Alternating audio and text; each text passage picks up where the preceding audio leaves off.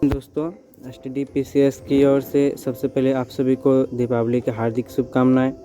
आप सभी दीपावली अच्छे से मनाएं और खुशियों के साथ मनाएं। माँ लक्ष्मी की कृपा से आप सभी की मनोकामना पूर्ण हो, आपके घर में समस्त खुशियां हो।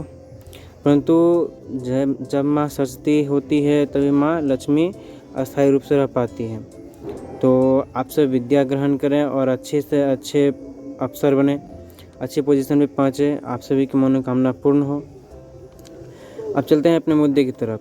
आप सभी जान रहे हैं कि बीपीएससी का नया पैटर्न आ चुका है और बीपीएससी अब इसी पैटर्न पर एग्ज़ाम लेगी। तो यह सभी के लिए जानने के लिए ज़रूरी हो जाता है कि बीपीएससी का नया पैटर्न क्या है, क्या कुछ बदलाव किया गया है और क्वेश्चन बढ़ा है, क्वेश्चन सिर्फ मार्क्स बढ़ा है और मार्क्स बढ़ा है तो किस बेसिस पर मार्क्स बढ़ा है, डिफ़िकल्ट क्वेश्चन क्या है, नॉर्मल क्वेश्चन क्या है, डिफ़िकल्ट क्वेश्चन में नेगेटिव मार्क्स है तो क्यों है और किस तरह का क्वेश्चन आ सकता है। अगर आप बीपीएससी की तैयारी कर रहे हैं तो आपके लिए तो ये जानना बहुत ही ज़रूरी है, क्योंकि आप यह जाने बिना बीपीएससी क्वालिफाई कर ही नहीं सकते हैं। अगर आप पुराना पैटर्न पर अगर तैयारी कर रहे हैं तो आप सबसे बड़ा मूर्खता कर रहे हैं।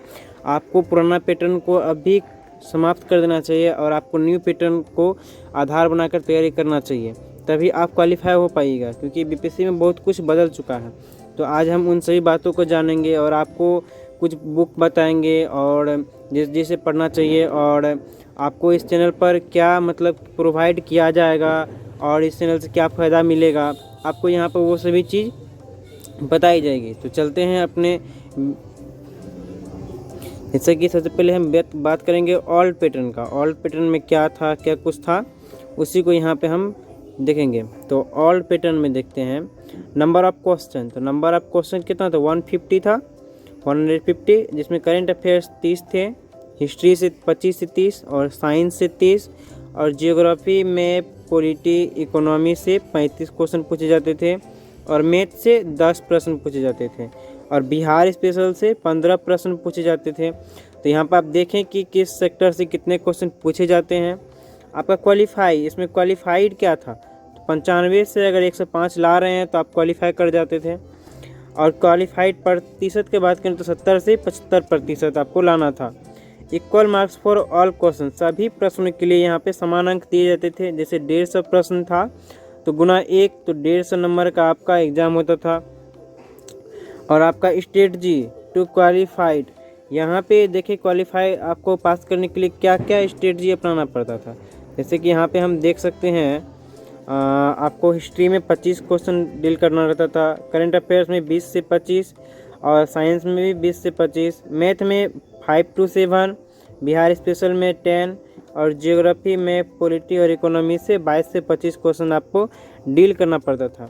तो ये तो हो गया पुराना पैटर्न का बात।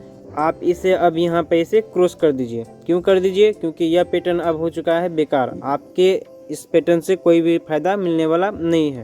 तो आप यह पैटर्न भी लिखिएगा ज़रूर, परंतु यहाँ पे आप इस तरह से क्रॉस करके इसको काट दीजिएगा। आपको जो अब पैटर्न बताया जा रहा है वो आपके लिए मोस्ट इम्पोर्टेंट है, तो इसे बिना स्किप किए हुए आपको लास्ट तक देखना चाहिए। यहाँ पे आपको सभी चीज़ बताया जाएगा।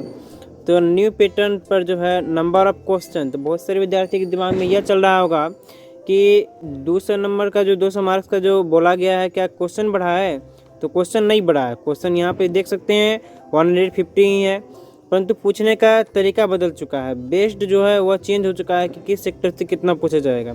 करंट अफेयर्स से अब 30 प्लस पूछा जा रहा है, तो आप इसे 30 से 35 लेकर चलिएगा, क्योंकि 67वीं में जो पूछा गया करंट अफेयर्स 34 था और 66वीं में जो पूछा गया तो वह 37 था। तो आप इसको 30 to 35 लेकर चलिएगा।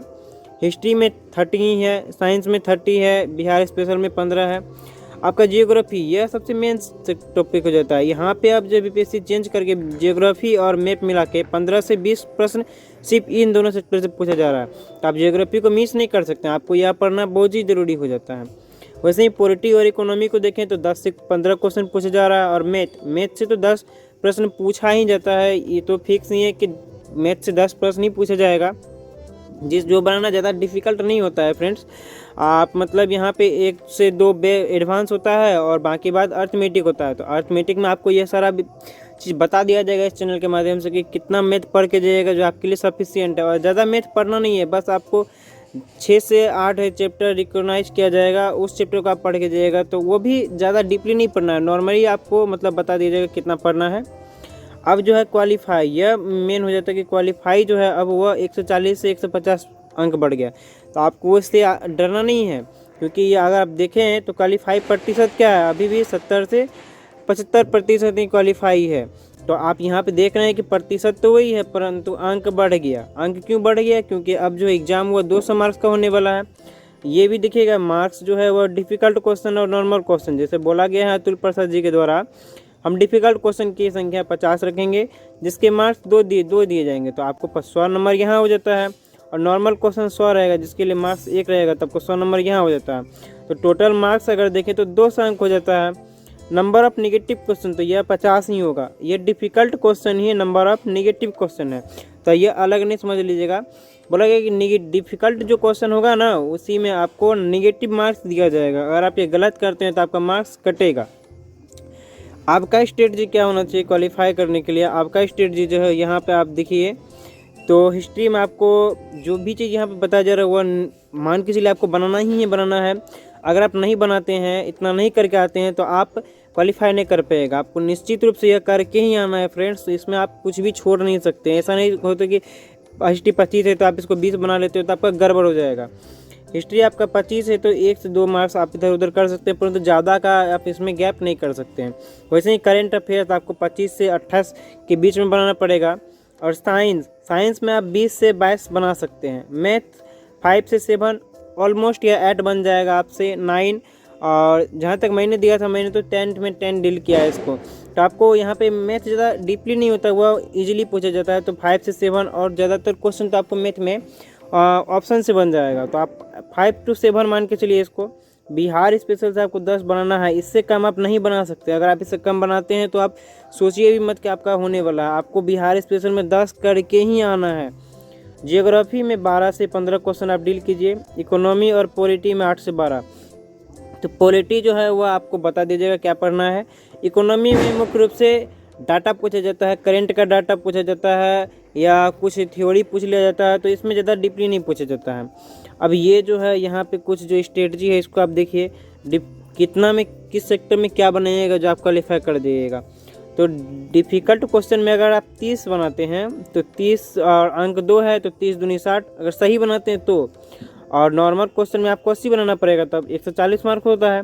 और दूसरी तरीक़ा से देखें तो डिफ़िकल्ट क्वेश्चन अगर 35 डील करते हैं तो नॉर्मल क्वेश्चन आपको 75 डील करना पड़ेगा, तो 145 मार्क्स होता है। तब भी क्वालिफाई कर रहे हैं और आप भी क्वालिफाई कर रहे हैं। तो आपको ऐसा ही करना है। अब ऐसा नहीं कि आप बस ये सुन लिए और जाके आराम से 1 से 2 दिन किए और नहीं किए तो नहीं होने वाला है। आपको रेगुलरली इस टॉपिक, इस स्ट्रेटजी के साथ आपका स्टडी करना है। आपको स्ट्रेटजी करना ही पड़ेगा। अगर आप स्ट्रेटजी नहीं करते हैं इस मेथड पे, तो आप मतलब बहुत कम ही रखिए कि आप क्वालिफाई कर पाएगा। आपको इसी स्ट्रेटजी से पढ़ाई करना पड़ेगा। ऐसा नहीं कि 10 दिन पढ़ाए फिर छोड़ दिया, ऐसा नहीं करना है। आपको रेगुलर पढ़ना है। चाहिए आप मान के चलिए एक मोटो फिक्स कीजिए कि आपको छोटा सा ही मोटो का है ना है, आप उसको जो है मतलब पूरा करने में लगा दीजिए। सबसे पहला काम आपका यह होना चाहिए कि आप जो फिक्स किए हैं उसको पूरा कीजिए। सब काम छोड़ के आपको उसको पूरा करना ही है। अगर आप उसे पूरा कर लेते हैं तो पहले दिन छोटा होगा, फिर बड़ा होगा, फिर बड़ा होगा। ऐसा नहीं कि आपको एक ही दिन में